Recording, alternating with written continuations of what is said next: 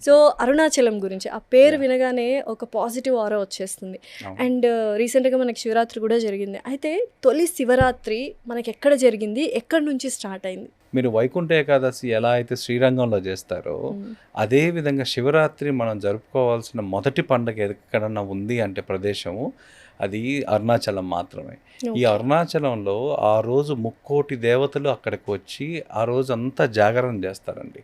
అబ్బా! మన భారతదేశంలో ఎక్కడైనా ఒక స్థలంలో, ఒక క్షేత్రంలో ముక్కోటి దేవతలొచ్చి జాగరణ చేసిన ప్రదేశం ఏదన్నా ఉందంటే అది అరుణాచలం. ఓకే. అరుణాచలం గురించి చెప్పాలి అంటే సాక్షాత్తు శివుడున్న ప్రదేశమే అరుణాచలం అండి. హ్మ్. శివుడు మీరు కాకపోతే అచలమైన రూపం అంటే ఆ కొండ రూపంలో ఉంటారాయన.